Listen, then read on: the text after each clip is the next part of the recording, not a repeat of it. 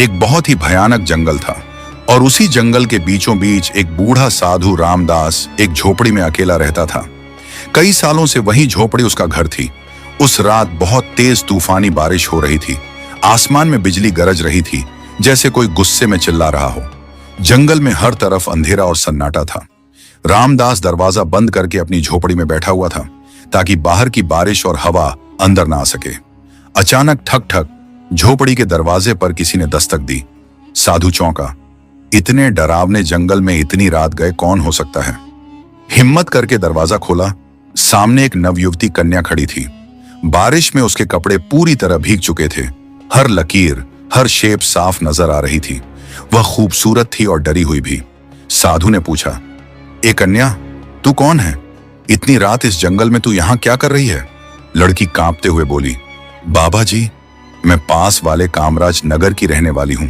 मेरा नाम अनीता है। मैं बहुत डरी हुई हूं। उसकी आवाज थरथरा रही थी। कुछ लोग मेरे पीछे पड़े हैं। वे मुझे मारना चाहते हैं, मेरी इज्जत लूटना चाहते हैं। मैंने अपनी जान बचाकर यहां तक भाग कर आई हूं। कृपया मुझे बचा लीजिए। रामदास ने उसे अंदर बुला लिया। उसके लिए चटाई बिछाई और एक दिया जलाया। झोपड़ी में अब सिर्फ दिए की हल्की रोशनी थी और बाहर तूफान की आवाज। अनीता की आंखों में डर था। वह कांप रही थी। उसने कहना शुरू किया, मैं राजा विक्रम सिंह की बेटी हूं। मेरे माता पिता अब इस दुनिया में नहीं हैं। उनके जाने के बाद लोगों की नजर मेरी खूबसूरती पर टिक गई। वे मुझे छूना चाहते हैं, मेरा शरीर अपवित्र करना चाहते हैं। साधु रामदास उसकी बातें चुपचाप सुनता रहा। उसे लग रहा था कि यह लड़की कुछ और भी छुपा रही है। क्या उसका यहां आना सिर्फ इत्तेफाक है? बाहर तूफान बढ़ता जा रहा था। झोपड़ी के अंदर सिर्फ दो लोग थे, एक बूढ़ा साधु और एक जवान कन्या। कुछ देर बाद अनीता बोली, बाबा, मैं बहुत डरी हुई हूं। क्या आज की रात आप मुझे यहां रहने देंगे? रामदास ने उसकी तरफ देखा। उसकी आंखों में मासूमियत और डर दोनों थे। बूढ़े बाबा ने कहा, हाँ बेटी, हजरात, तुम यहीं रहो। ये झोपड़ी तुम्हारी भी है। अनीता चटाई पर लेट गई। साधु रामदास उसे देख रहा था। वह खुद को रोक रहा था, मगर उसके मन में कुछ चल रहा था। कुछ अजीब, कोई हलचल, कोई बेचैनी। उसने आंखें बंद करके सोने की कोशिश की, पर नींद आंखों से कोसों दूर थी। अनीता की भीगी हुई छवि बार बार उसकी आंखों में तैर रही थी। दिल की धड़कन तेज होती जा रही थी। इसी बेचैनी में सिसकियों की आवाज आई। रामदास चौंक गया। वह झटपट उठा और अनीता के पास गया। देखा कि वह लड़की रो रही थी। उसने नरम लहजे में पूछा, ए अनीता, क्या हुआ? तुम क्यों रो रही हो? लड़की ने कांपते हुए जवाब दिया, मेरे साथ कुछ ऐसा हुआ है जो मैं किसी को नहीं बता सकती। रामदास की आंखों में हैरानी थी। ऐसी क्या बात है जो मुझसे भी नहीं कह सकती? कौन सा राज है जो छुपा रही हो? अनीता की आवाज और धीमी हो गई। मैं कोई अच्छी लड़की नहीं हूं बाबा। मैं बहुत प्यास से भरी हूं। मैं भटकी हुई हूं।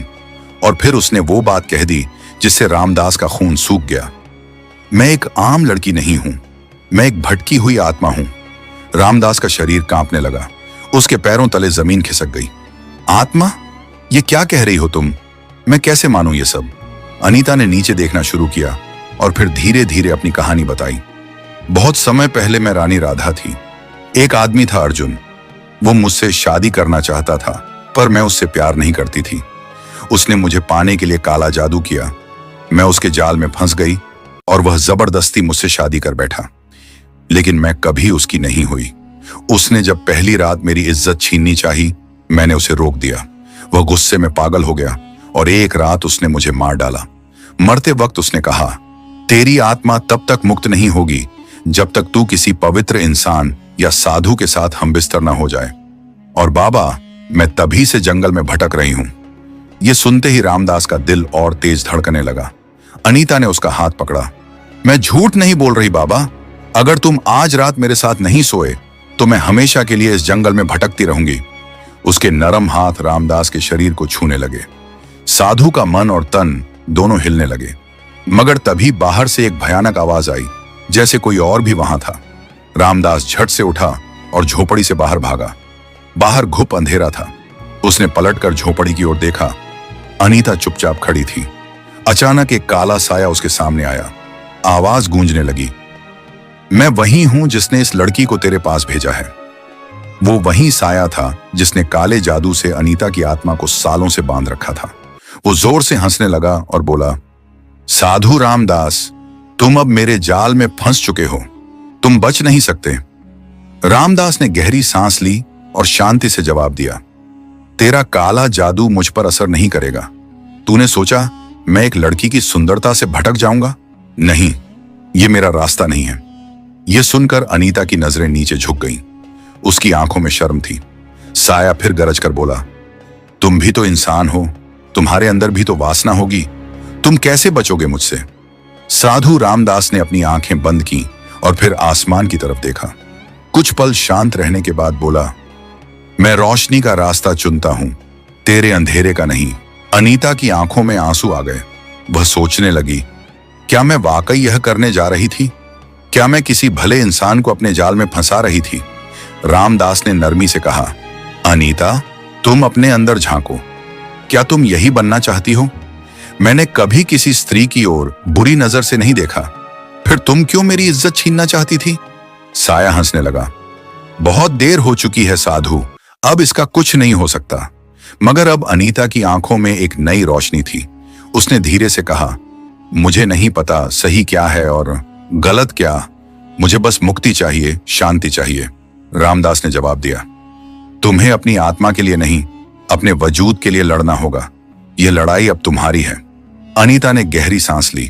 अब वो डर नहीं रही थी। उसने साया की ओर देखा और कहा, हाँ, यह मेरी लड़ाई है और अब मैं इसे खुद लड़ूंगी।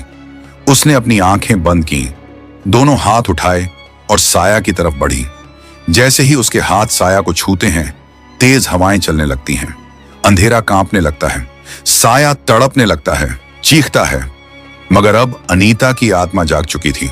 उसने पूरी शक्ति से साया को मिटा दिया। हर तरफ शांति फैल गई। जब अनीता ने अपनी आंखें खोली तो सामने साधु रामदास खड़ा था, शांत, गंभीर। अनीता उसकी तरफ बढ़ी और कहा, मुझसे बहुत बड़ी भूल होने जा रही थी, आपने मुझे रोक दिया, आपने मुझे फिर से इंसान बना दिया। रामदास ने मुस्कुराकर जवाब दिया, अब तुम आजाद हो जाओ और अपनी जिंदगी नए सिरे से शुरू करो। अनीता ने सिर झुकाया, आंखों में आंसू लिए और हमेशा के लिए उस जंगल से निकल गई। अब उसकी आत्मा मुक्त थी। वह अंधेरे से रोशनी की ओर बढ़ चुकी थी। इस प्रकार बाबा रामदास ने अपने कर्म और धर्म का पालन करते हुए अनीता को उस काले साए से मुक्त कराया। अगर आपको यह कहानी पसंद आई हो तो कृपया इस वीडियो को लाइक करें, अपने दोस्तों के साथ शेयर करें